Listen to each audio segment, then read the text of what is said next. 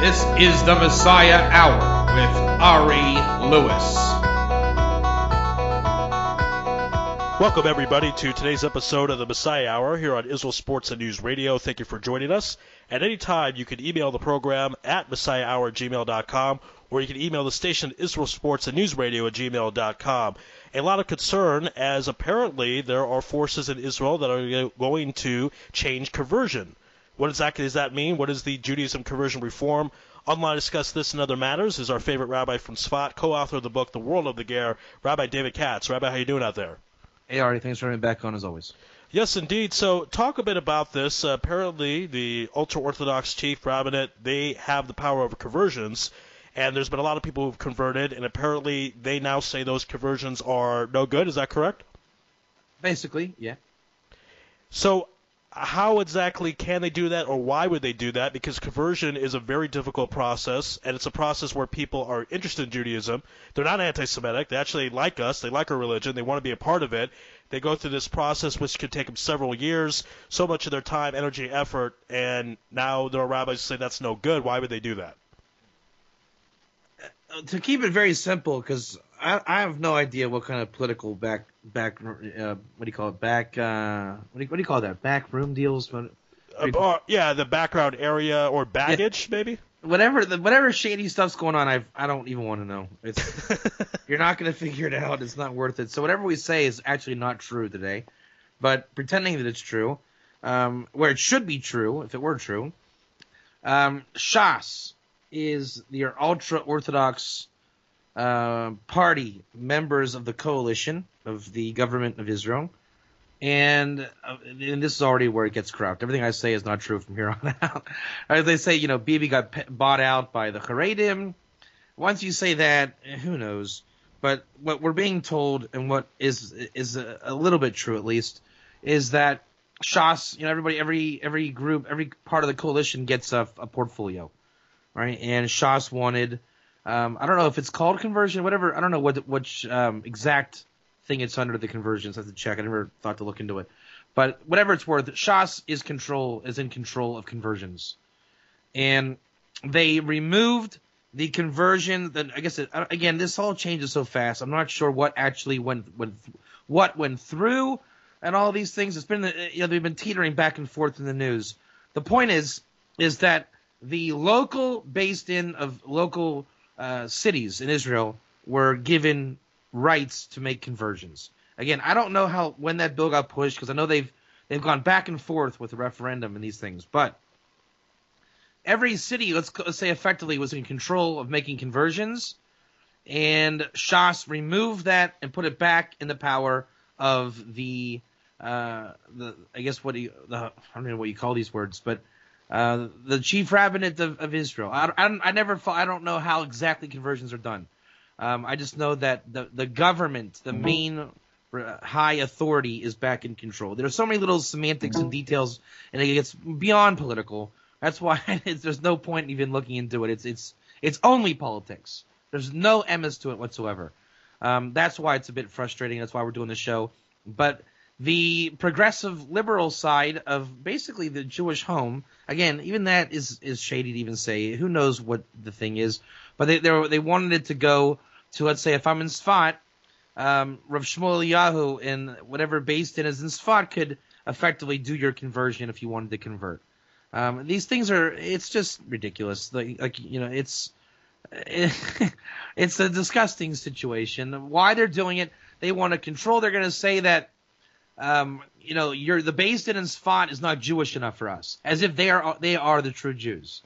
So you see that's what conversion really is my Beit Din. If I were to have a Beit Din, I would say I'm the true Jewish.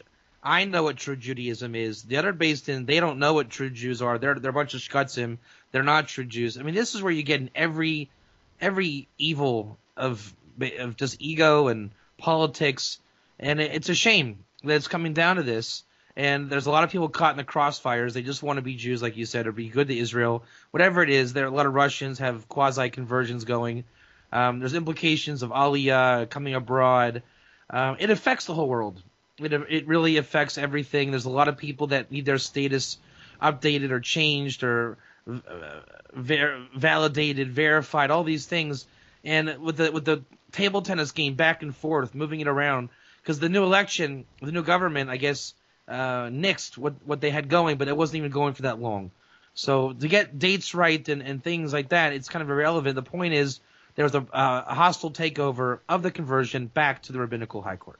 And to explain to everybody some of the ramifications of this article, I had to say this is from Yahoo, so this got worldwide attention. I mean, everything Israel does gets worldwide attention, but it didn't make us look so good. Things like ultra-Orthodox rabbis are denying conversions. That's not exactly the biggest Kiddush Shem in the world. But here's some of the ramifications of people in Israel. Approximately 364,000 Israelis of Jewish ancestry. A lot of, again, the rabbi talked about mostly Russians. Now, if they're not Jewish, they actually have a status of, quote, religionless. That means they can't get married. And the rabbinate won't do their marriage, and they are completely SOL. So do you think this is a political situation more than a religious situation? The angle, if you were to take a guess, is it that they want more money, that maybe if they hold this back, they get more money for their particular programs, and then they'll change it around? What do you think would be their angle? They say Barack Obama is going to come in. Barack Obama will come in. He's going to wear a tie-dye shirt when he does it, too. Okay, well, that will look nice for the president. We'd like to see that. It's crazy. It's crazy. The Jewish home, one of the things that they wanted to reform was the marriage issue, right? Judaism in Israel is effectively Rav Kook Judaism, right? He was the one that instituted the Jewish practices that would become government policy. Things shut down on Shabbos, just a certain level of kashrut, right? There's a certain level of Judaism that's embedded in the country. And like you said, one of them is to get married in this country, Jewish. You have to have Jewish on your ID card and certain things. I don't know exactly what it's called if you're not Jewish. I forget what it is. Is it called a non-Jewish? Well, the status is, in English, is religionless if you don't have this thing taken care of. Right. I know people that they go to Cyprus to get married. It's again, I never had these issues, but the point is, it's not cool. It's not cool in the slightest. So Naftali Bennett wants to reform so that anybody can basically get married under any religion. You choose it. All of these things. So the fact that they're not considered Jews and they have no way of becoming Jews, just on every level of their lives, just like, really to make that parallel between gay marriages in America, how, are you going to coerce the churches to marry a gay couple when it's against their religion, so to speak? In this country, it's the same type of thing. Are you going to deny people a marriage because of a bureaucratic slight? It's just strange. And they're doing it because of the lenient policies of rabbis that they don't agree with. As if Shas is the paradigm Jew and they have it right, and they're the true Jews. And that is a major power struggle in this country, one that Naftali Bennett fights very strongly against. He wants a reform of Judaism here. Not reform Judaism, but a reform of the Judaism here. He wants to bring in a new set of rabbis that would see what the Zionism is as of 2015 and not as it was in 1929. Right? And that's really what the fight is about. The Haredim are actually going back to Judaism from 1829. Hypothetically speaking. So the whole thing needs reformed, and we're going into the new millennium. Mashiach's right around the corner, relatively speaking. Point being that things have to change.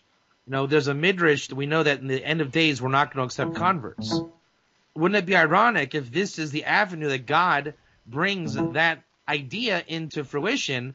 We thought it would be the Messiah on the donkey somehow making that happen, but we see that world events are taking place, and people are the catalyst to those events. God is engineering it through the creation itself, and it could be that we're looking at the closed-door policy of conversion is right before us with this whole Shas taking the conversions back.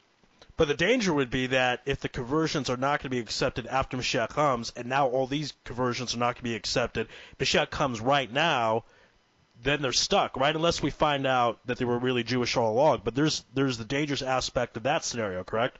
There's this incredible, young, talented, brilliant rabbi in Sfat. Rabbi David Katz, and he has this teaching that's incredibly popular. It's going viral worldwide. People just can't stop talking about it. The Ger Toshav, and the Ger Toshav, and now in realistic terms, the country. This is actually true from this point on. The country is looking to institute B'nai Noach status. All right, this is actually where my work has led me with all things serious now. They want to get a Ben Noach status for this very reason, because they know that eventually the conversions, you can't rely on the conversions. They're going to change and they're going to be held hostage and all these things. That's really why there is a Ger Toshav status in the Torah, and that's what the Ger that I teach is all about. If you don't convert, you can't convert. The Ger is not a lesser level of existence. It's really it's a parallel. It's a lateral move, meaning it's a partner with Israel, a very male-female, in the way it's viewed. So you would have really about 500,000 Ger Toshav, which really opens a bigger door. And we wanted to talk about this today. So here's where I'll bring it in. If we have a Ger Toshav return, because the conversions are closed down, and now you have Gerim, like as in First Temple, Second Temple, the real McCoy, Torah, Ger, they institute Ben Noach status in the government. They're actually talking about a rabbinic jubilee to make the Ger come back by the next Shemitah. Let's assume that happens. In the Torah itself, like in the real Torah law, some of the things that we haven't done in thousands of years, a Ger, non-Jewish Ger, in certain halachic conditions can marry a bona fide Jew. Now, that sounds dodgy. I'm aware of that. But it's in the same category as your Nazarites coming back, as polygamy, which we might get into here, coming back. God forbid eating kitnius, right? Coming back. All these things that are taboo today are very much on the horizon if we start breaking down barriers per force. If there's no conversion, you're going to have to bring back Ger Toshav. That's what that means. That's what that always was. The inevitable, we're going to have to eat hummus on Passover, like it or not. Just kidding. But the polygamy thing is a real issue. And I was thinking before, to bring this up, if Obama is going to force churches in America to make gay marriages, then the religious people are saying, you're going to persecute us. We have the right to say no, right? We have the right to say we don't do that. And to the point then you're saying the religious community can become persecuted by the gay community. That's a real thing. We see like black rights. Well, I mean, there is such a thing as white rights. I know it's a little bit corny in the way it sounds, but it's true. So here we're saying, on the other angle, real quick, if ISIS is in the Islamic movement is bringing back Sharia law and gaining momentum, majority Americans are in favor of Muslims governing themselves with Sharia law. The big question here is, can we bring back Jewish law?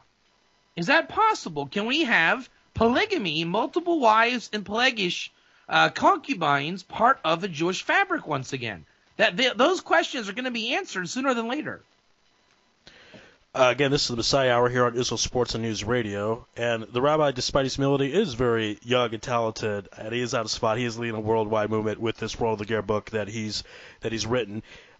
Let's talk, though, about polygamy, because about 1,000 years ago or so, Rabbi Gershon came and said that's not going to happen anymore, and there was a rabbinic decree among the Ashkenazim, at least, and that Jewish people were only allowed to have one wife, Jewish men. And will that change? I mean, technically it ran out, and then the rabbis extended the decree, because Rabbi Gershon originally said 1,000 years. So it could come back. Torah-wise, it is allowed. You saw both Abraham and Yaakov having multiple wives. So is that part of the Messianic age and part of the future? It's never spoken about as like Ger Toshav is. But people in Utah, I don't know, I guess they illegally have more than one wife. A lot of the Mormon community, yes, in Utah. Yeah. And I know that the Muslims have many wives, so that only leaves Jacob, Jews, are the only ones not having more than one wife outside of Nanach. So therefore, it could be. I mean, I see. Forums are getting I guess, inspired in these questions. Men are debating ethically. Can we have a pelagish, a concubine today? And it's a very heated discussion. Obviously, women are dead set against it. There are women that are actually advocating it. It's a minority amongst men and women, but there are enough men and women, which makes the whole thing. You have to have both sides. You can't just say men saying, "Yeah, we want a million wives," and women are like, "No," then it's not going to go. But enough women are behind it to say that they support it. So I'm not really so much as concerned, will it make a comeback? I'm more interested in, will it make a comeback only per force? If gay rights are flying, I kind of would like to see Torah rights open up just to get things opened up. If you want to get messianic here, end of days language and energies, start bringing back the dodgiest laws possible. I mean, that's what's going on in America anyways. That's what's going on with ISIS chopping off heads. So let's join the crowd. Let's bring back strange Jewish law. I mean, it would have to break something. Something would break in the tension in the air if we brought back these kind of things. I'm not saying I'm all for a pelagish or multiple wives in principle. I'm more interested in the world so messed up, and with it's so political, the conversions. Let's do it. Let's blow the lid off this thing and bring back Torah law. I'm all for it. Okay, so I want to entertain this idea if it were to occur, because you said something that really struck me, of that some women are actually in favor of multiple wives, because my guess would be there is a huge shidduch crisis going on currently. I mean, let's keep it real. Me and you are both two young, great guys. We're both not married right now. So we know that there's an issue there. And women have it harder than the men do, believe it or not, because there are more women, and there apparently are more religious women. The ratios are insane. But they have a much difficult time getting married because they're more in the pool, if you will. And multiple wives would kind of fix that problem. Do you think that's why the women who want multiple marriage, that's where that's all coming from? That's kind of where we're at as a society. I mean, there's websites that people have told me that where guys offer to pay women's bills for companionship. I mean, it's strange. It's like the world today is blatant. It's like, hey, Super Bowl, what kind of ads we're gonna have? Beer, girls, and cars. It's in your face. Pretty simple. That's right. It's just, hey, what do you like? So it's like, I want to hang out with a guy once a week, and I want to pay my bills. It's too much like that. There's no more relationship, get to know, courtship, a little bit of struggle and emotion. It's just, this is what I like, this is what I want, let's have it. So with that mentality, like you're saying, it's very hard for people to get married because the traditional roles are gone. Since women today are going into their 30s and 40s unmarried and having focused on their careers, it creates an imbalance in nature. Again, you can see this all over. It goes without saying, American society, no more Constitution, gay marriage. It's everywhere. It's in Judaism. It's everywhere. The point is that, as Ari said, that there's just everything's out of whack. Therefore, you have the imbalance in the ratios of boys, girls, men, women, however you want to call it.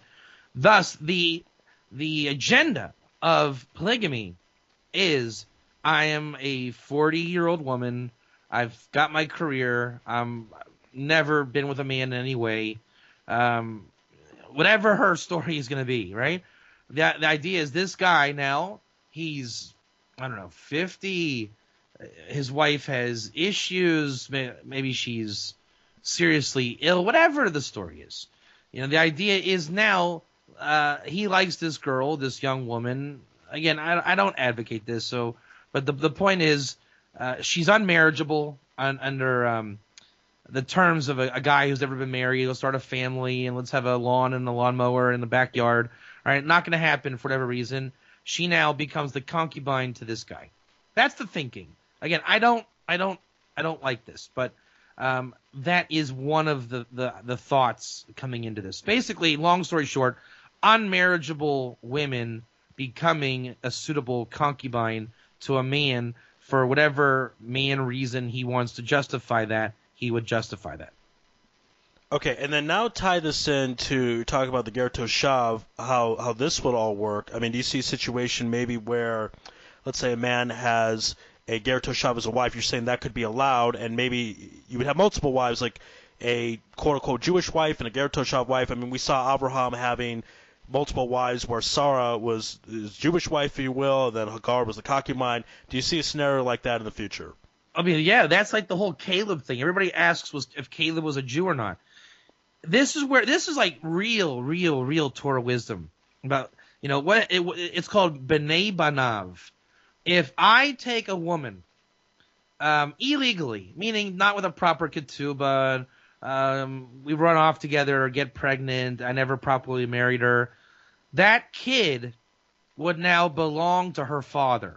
I am not the father of the kid. It's called B'nai Banav. Okay? So if how's it work here? I'm a Jew. The girl is not Jewish. She's a kosher ger.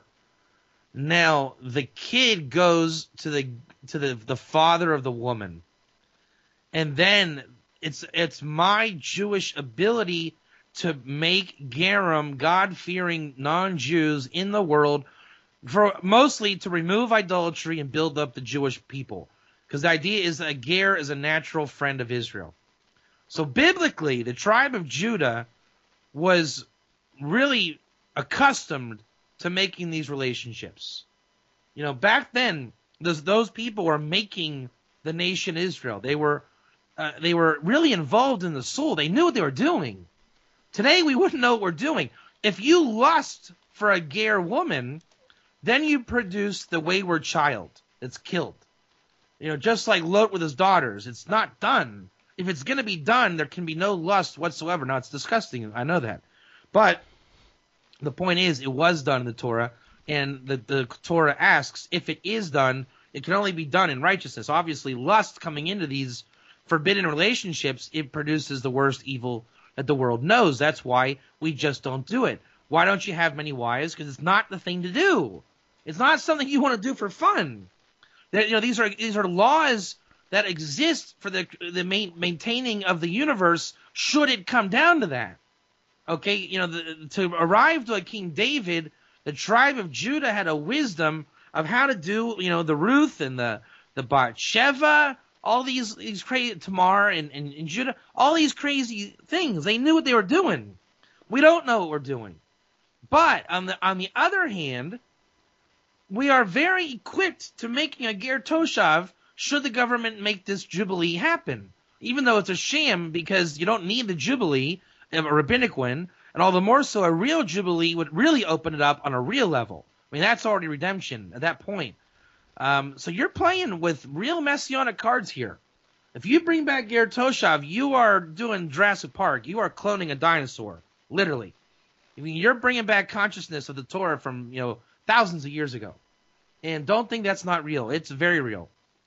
But on the other hand, too, we are getting into this area with you're playing with fire anyways. The conversions, all these things, they're real. And we are messed up in exile, deep in exile. Look at you don't have to look far in the news, like you said, Ari, to find that Israel and Jews make a top story headline for not the greatest of reasons. Sharia laws chopping heads off, gay marriages in Asav. At this point, I feel Judaism is over. You're not going to get everyone on the same page. There's so much machlokus and anti-Semitism and self-hating Judaism. I mean, look at J Street against AIPAC, the state of Israel, the left-wing liberal Democrats and the conservatives fighting over Jewish – it's a mess. I say, you know what? Pop the lid off. Make ger toshav happen. Bring back polygamy. Bring back the Torah law. At the very least, it'll force an issue. You'll have to basically go back to the book, study, and really become experts in Torah again, I think. It can be a total disaster, but I don't think it can get any worse.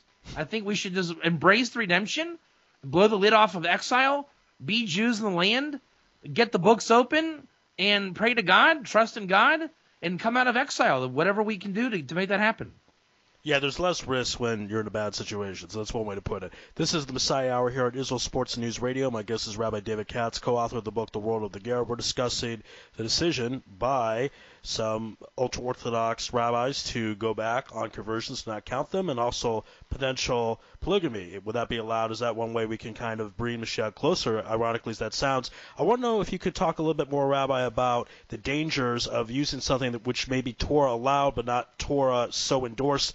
You're talking about the recalcitrant child, which is talked about in Deuteronomy, where a man goes off to war and finds a person that he finds attractive, shaves her head. They then have a child, and that child becomes rebellious. So it indicates right there that you have to do these things only out of necessity, not out of desire. And that would be the same with multiple wives, in that you have, let's say, women that can't get married, so a man has two wives to deal with the shidduch crisis. So if you could just expand a little bit more on this concept. Yeah, this is what they call the Torah. The world was built from chesed, kindness.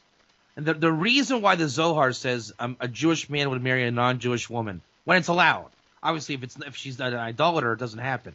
She has to be a kosher ger. And the answer is, a woman that has no one to marry her, like Ruth, it's a mitzvah now to marry her. Right? Obviously, you can't transgress the Torah to do it. It has to be within the absolute Torah law. But you're allowed to get into that fringe area if she is no one, for whatever reason, she cannot find a spouse. Right? The world is sustained from chesed, from kindness.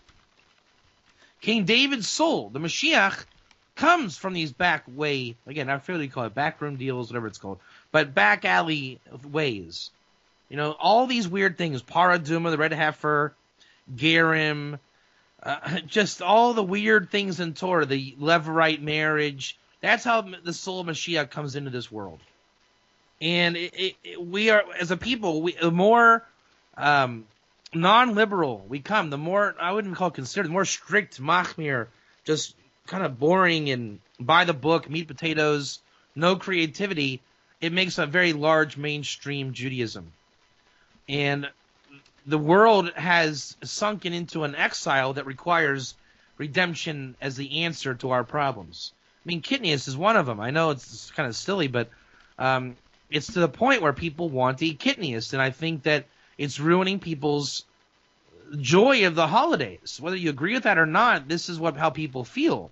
I mean, you can't just say stop feeling that way. We did the exploitation show a couple days ago. You can't just say you don't have the right to feel that way. If they feel that way, it has to be addressed. I'm not saying give in, but there needs to be an answer. There needs to be a revitalization of youth and energy and creativity in Judaism. Therefore, if we're close to the end of days, which it's a unanimous opinion amongst everybody that we're relatively close, we're already a mess in every which way. And like you said, if we're already in danger, then we have to get ourselves out of it. And, you know, there's an opinion that we just sit around waiting for the clouds of glory to make miracles versus storming the Temple Mount and building the temple. Now, I'm not an advocate of that either. The Vilna Gaon teaches very clearly not to storm the Temple Mount, which is called Lidchok et Dekates, to force or press the end. What I am in favor of is start doing things, you know, to force other issues, which the Vilna Gaon teaches is called Maisim Tovim. If there are mitzvahs you can't do today, then do them as good deeds or as deeds to be done, right? And so if we're fighting a ridiculous and insane world, and they're forcing the issue with conversion and all of these things, and there's a shidduch crisis, open it up. You know, at least give yourself something noble to deal with. I know it's a bit radical and it's pushing buttons, but it's better than blowing up Iran. I mean, isn't it? You know, and creating war. I mean, I guarantee you, if you open up a couple of channels in Torah, that would make world news so big. I think that could stop ISIS. Now, seriously, if you brought back authentic Torah to the world, and it's, you know, Israel has now allowed polygamy, I guarantee you ISIS would watch that. The Muslims and the Christians that would really stun people. You know, if the goal is to ultimately get back to Temple Mount and make a stand as Jews in the land, anything we do is biblical. This is what Jews don't realize. The nations are waiting for us to become biblical. Look, ISIS got biblical, if you didn't notice. Esav has always been biblical. You know, they have a pope, for crying out loud. That's their link to what they claim as biblical. The only ones that are not being biblical are the Jews. Anything we do biblical, call it ger, polygamy, anything, it will send shockwaves through the world, and that's a fact. Yeah, I mean, one of the things, this is kind of weird, but ISIS, a lot of these radical Islam countries, even though they're doing some violent things, they're actually executing some Torah laws. I mean, they actually have this public execution, which is talked about in the Torah, but it's perverted. So is it that these radical groups are looking at us and saying, well, if you're not going to do it, we'll do it. We'll do it pervertedly, but it's got to get done. Is that where this energy is coming from? That's it. Look, if you don't want to learn Kabbalah, Madonna will teach you. It's the same thing. Right. If you don't want to be a Kohen in the temple, we'll have priests walking around with their robes in Jerusalem. It's embarrassing. But they're doing it's not a direct mockery. It's really coming from God. Right? If you don't want to look and act and be Jewish, the nations will imitate you and show you. Oh, you don't want to do a Sanhedrin? Here, ISIS will chop heads off. They are preparing the world for what Jews are going to show the world in a kosher way. Now, I'm not saying executions is going to run rampant. They said one execution in 70 years was a bloody Beit Din. But start being Jews in the land. Start letting people up on the Temple Mount. There's no reason not to go up there. Don't buy the propaganda. There's no reason not to go up. Right? And so the more we start acting biblical, you are going to get such a world response. I mean, it would be more viral than anything you can imagine. But a secular Jew can't even imagine that. They don't even know the power of ger. There are 7 billion potential gerim on this planet. Underneath every ISIS and Chinaman and Canadian, American, Christian, atheist, Scientologist, you name it. It's a ger in potential. Because the whole world really recognized Sinai. They recognized the Bible given to Israel. Israel we've forgotten our mission. We've completely, ever since 67, we've been trying to absolutely forget our mission. I think they were shocked how easily they won in 67. You realize they conquered the Temple Mount and defeated Islam in 1967. Islam was conquered when they went up and conquered the old city in the Mount. Then, what did? They gave it right back because they didn't want to go back to being biblical Jews. And I'm not saying it's a conspiracy, this and that.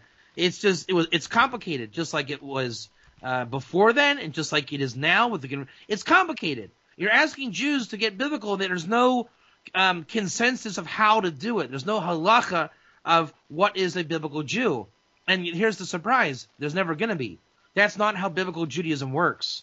Learning about ger, you learn how biblical Judaism looks like. It's just one of the things that comes with the territory. Just like if you're going to be, I guess, interested in Sharia law, if you're Muslim, you're going to see how the world looked about 1,000 years ago. I mean, that's just kind of what comes with the territory by the ideology of ISIS. They are bringing us back to a world that looks like the Crusades. And the liberals of America are trying to get totally out of the biblical era, which, ironically, it looks biblical. It looks like Babylonian weird stuff going on. Or, ancient empires that fell from immorality. So the world's going biblical, period. You can't map it out with what do we do halakhically. The only answer is jump in. Just start, we have to make Ger Toshav anyways. There's the answer of the two-state solution and the land and Jews and this. The answer is on so many levels ger. It answers the conversion thing. Once you go there, you're getting so close to biblical, just do it. Just start being biblical Jews. In realistic terms, it's called being a light to the nations. And that's what we're expected to do. That's what we're always expected to do. And that's where God will give you this Yata Shmaya to pull it off. And you don't really need to rely on theory and, well, what about, and if, just do it. It's the whole thing. Just do it. Be a Jew on the land. It's funny because a couple of days ago we did the sweatshop episode, and that involves Nike, and I used to just do it. See, so Nike's kind of prevalent with all the stuff. Just a joke, of course. This is the Messiah Hour here on Israel Sports News Radio. We're speaking with Rabbi David Katz, co-author of the book The World of the Ger. So could it be this whole Judaism conversion thing that's not going to be allowed, could that springboard things into maybe a good crazy place because people are going to be fed up with it and kind of say we're going to have to take back things on our own and get more biblical? So is it possible that this apparently negative story could work out good for everybody? Yeah, I mean, the Noahide Ger of the world, they see this and they go right to the biblical. The whole world is thinking biblically. We're the only ones that are not, and we're the ones that have the keys in our hands. The Jewish people are the biblical people. So the world has been waiting biblically for a long time, and we are the only ones holding it up, right? And it's ironic because we're really not, let's say, that bad of people. Let's say, all right, you might have your opinion, but the one thing we don't do is the one thing they want us to do, and God wants us to do. It's like you might be a great husband, but that you do like the one thing your wife can't stand, and it matters. If we would just go biblical, I mean, it's right there. I mean, and you brought up the Nike thing. This just popped in my head. I mean, I don't know if how this fits in the story. I'm sure it does. Remember in Back to the Future 3 when Marty McFly was wearing Nikes in 1855? Right. So that's like kind of like with ISIS. They all wear Nikes. I mean, what is that? Right, that's true. They all wear Nikes and Toyota trucks. So you're looking at biblical. You're looking at Marty McFly. It's insane. And the Jew is kind of this smartphone technology. But imagine if we went biblical. I mean, the possibilities are insane. And it's so easy to do.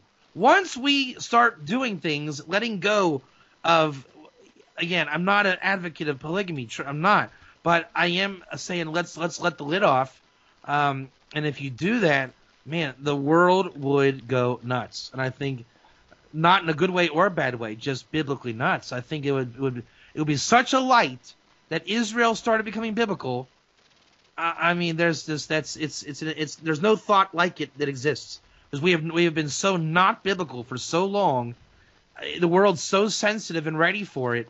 The slightest biblical acknowledgement, I think it would stop evil in its tracks. I really do. We would become our own worst enemy, which means we would have to go back to the Torah and become authentic, and I think the redemption would come. Right? Honestly to God, I think that would be a way to do it. I don't think we're going to do it that way. But speaking about the circumstances of what's going on, it may come to that actually if the way they won't bring back polygamy. I'm just saying that with religious persecution, we now have an avenue to bring back polygamy. If you're going to let gay marriages, then let the Jewish guy in Brooklyn have 4 wives. I mean, Mida Keneged Mida, tit for tat. Interesting idea. Let's talk about, I want to know this idea about if we got more biblical, would we bring back the Beit Din as far as that would be the central power, because that's the way things used to be decided. You did not have a whole court system. And what's interesting is you didn't have jails. There's not really jail in the Torah. It's either death penalty, lashes, or fine, pretty much. So if we're going to get biblical, would that need to occur as well? Israel would maintain its driving courses. That's correct. I'm sorry, what was that? Jail would be going to driving school in the state of Israel. Right. Just because Israel, you don't want to be caught in Israeli bureaucracy. That is worse than jail. Yeah, that's actually a din of Gehenna. You need the whole the Melech Mashiach, the King Messiah. He is basically the king role, as King David lays it out in Psalms. He is the governor, right? He governs from Zion. So with the temple's construction, Sanhedrin Torah law being instituted, and a rule of a governor of, this is where he's called a Nasi, a king and a Nasi, right? The king and I'm translating Nasi as governor, even though it might be more president or ruler, but it's the governor.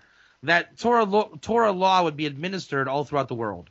And what the surprise is that Torah law is very merciful, right? There's a way of getting your point across before you get to go to jail. And that's what you're saying. The court will make its point very clear of what is acceptable and what isn't.